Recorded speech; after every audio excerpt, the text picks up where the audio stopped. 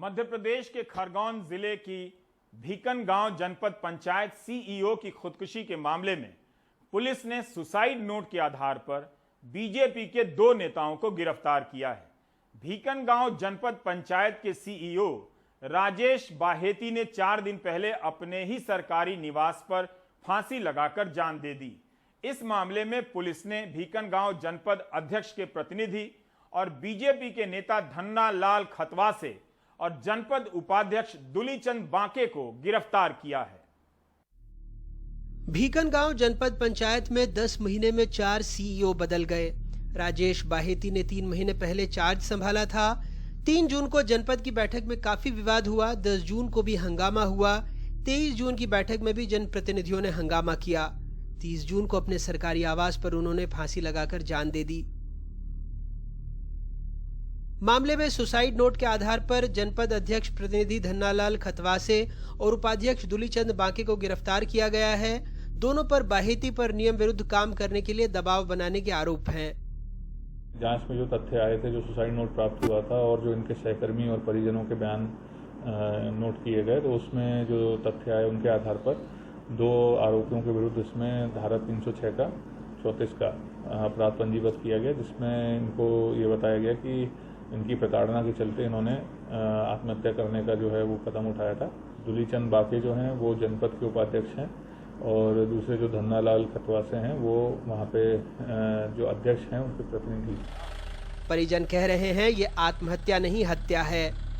हत्या है, आत्महत्या नहीं है। इसके लिए उनको प्रेरित किया गया होगा। कोई ना कोई प्रेशर है जिसके लिए वो बार बार बोलते थे कि यार अब मैं जॉब नहीं कर पाऊंगा, छोड़ूंगा। पिछले 4 दिन पहले 8 दिन पहले भी जब वो मऊ आए थे, इंदौर भी आए जब, तो हम लोगों ने उनको आने के लिए मना भी करा था, पर उन्होंने बोला कि मेरे कुछ काम बाकी हैं, वहाँ पे कुछ गरीबों की फाइलें बाकी हैं, तो बोले मैं वो निपटा के वापस आऊँगा और उसके बाद वो जॉब भी छोड़ने वाले थे। इस मामले को पूर्व मुख्यमंत्री दिग्विजय सिंह ने सोशल मीडिया पर उठाया तो बीजेपी भी हमलावर हो गई। किसी का भी इस तरह से आत्महत्या करना हमारे लिए दुखद होता है। इस तरह की घटना जो है इसको प्रोत्साहित नहीं होना चाहिए, लेकिन मुझे लगता है कि घटना के पीछे का कारण क्या था, क्या उनका कोई व्यावसायिक लेन देन था, क्या उनका कोई व्यापारिक बातचीत थी, या फिर क्या ये भारतीय जनता पार्टी के कार्यकर्ता जिनको बताया जा रहा है इसमें कितना प्रमुख स्थान भारतीय जनता पार्टी में रखते हैं, ये सारे विषय अभी विवेचना के हैं। भारतीय जनता पार्टी एक ही बात जानती है कि हम लोग मानवता के लिए काम करने वाले लोग हैं, किसी का भी मरना हम लोग दुखद मानते हैं। ने चिट्ठी में लिखा है कि भाजपा के नेता उनको प्रताड़ित कर रहे थे, जिसकी वजह से वो आत्महत्या कर रहे हैं। यह देवास में एक दलित परिवार को जो मार के गाड़ दिया गया है वो। तो ये सारी सुगबुगाहट उसी तरह की है कि मध्य प्रदेश में शिवराज सरकार की कमांड अपने नेता और संगठन के ऊपर से बिल्कुल उड़ गई है और वो बेखौफ अधिकारी, कर्मचारी, पुलिस, थाने सब पे अपना वर्चस्व स्थापित करने के लिए अनैतिक कार्य कर रहे हैं। पुलिस ने वैसे अभी तक सुसाइड नोट में लिखे तथ्यों का खुलासा नहीं किया है। पहले नेमावर मर्डर केस और अब भीकनगांव जिला पंचायत सीईओ की आत्महत्या के मामले में बीजेपी नेताओं के नाम आने से पार्टी बैकफुट पर है। वहीं परिवार चाहता है कि पूरे मामले की जांच सीबीआई करे और उन्होंने कहा है कि अगर जांच निष्पक्ष नहीं होगी तो वो 3 जुलाई को मुख्यमंत्री का घेराव करेंगे। खरगोन से आसिफ और भोपाल से कैमरा पर्सन रिजवान खान के साथ अनुराग द्वारी, एनडीटीवी इंडिया। टीका के मामले में असम से लेकर महाराष्ट्र तक का हाल एक समान है। 28 जून को 1.8 लाख लोगों को टीका लगाने के बाद अब मुंबई के सरकारी केंद्रों में टीके की कमी होने लगी है।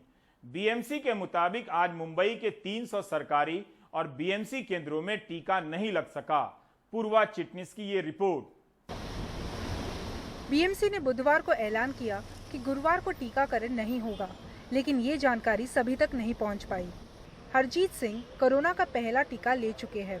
24 जून को दूसरा टीका लगना चाहिए था, लेकिन कहां लगवाएं? टीकाकरण केंद्र बंद है। ऑनलाइन ट्राई करते, हिंदुजा में भी अगर मिलता है, because I have to go to Hyderabad after 2-3 days, तो अगर आज मिल जाता तो अच्छा है। संभाजी परब दफ्तर से लंच के समय निकलकर दादर के इस कोहिनूर टीकाकरण केंद्र आए हैं, लेकिन उन्हें भी निराश लौटना पड़ा। मेरा स्लॉट अभी 30 तारीख को मेरा डेट है। मैंने आया तो मुझे स्लॉट भी नहीं मिल रहा। ऑनलाइन मैं चेक कर रहा था, तो इसलिए मैं आके बोला डायरेक्ट कुछ वॉकिंग है क्या देखने के लिए, तो अवेलेबल नहीं है करके बोला। विनीत मिश्रा 5 लोगों के साथ एक कमरे में रहते हैं। कपड़ों के एक स्टोर में काम करते हैं। पिछले एक हफ्ते से टीका लगवाने की कोशिश कर रहे हैं। उन्हें नहीं पता था कि सरकारी टीकाकरण केंद्र आज बंद है। उधर माटुंगा रेलवे कॉलोनी के पास ट्राई किए थे, वहाँ 2 दिन लाइन लगाया नहीं था वैक्सीन। हाँ। और लाइन लगा के खत्म हो गया आपका? नहीं, मतलब वैक्सीन आया ही नहीं, बोला है ही नहीं, आया ही नहीं वैक्सीन। आज के दिन तो जो थोड़ा और काम था बैंक में, तो मैं बोला जो एड्रेस हम बुक किए थे तो वो बोले कंफर्म कर लूँ कि किस एरिया में है। तो अभी यहाँ आए तो बोले कि जो है सुबह 6 बजे आके लाइन लगाओ, अगर रहेगा वैक्सीन तो लग जाएगा आपको। लेकिन निजी टीकाकरण केंद्र खुले हुए हैं, लिहाजा वहां टीका लगवाने लोगों की भीड़ दिखाई दी। मंजू गुरुवार को अपनी बेटी के साथ आई, जिन्हें दूसरा टीका लगाना था। माँ बेटी पहले NSCI वर्ली BMC सेंटर गई, वहाँ टीका नहीं मिला तो बेमन से इस निजी टीकाकरण केंद्र आना पड़ा। यहाँ आने से पहले हमने कई फोन किए, लेकिन किसी ने नहीं उठाया।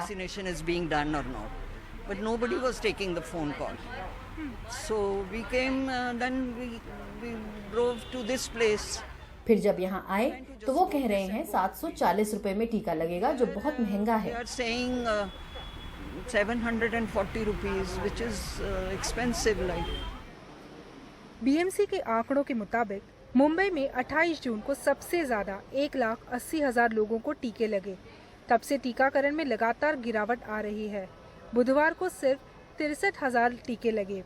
मुंबई में अभी तक 10 लाख लोगों को दोनों टीके लग चुके हैं, जो आबादी का 8% बैठता है। शहर की 33% आबादी यानी 43,10,000 लोगों को पहला टीका लग चुका है। BMC को उम्मीद है कि 1-2 दिन में काफी संख्या में टीके उपलब्ध हो जाएंगे।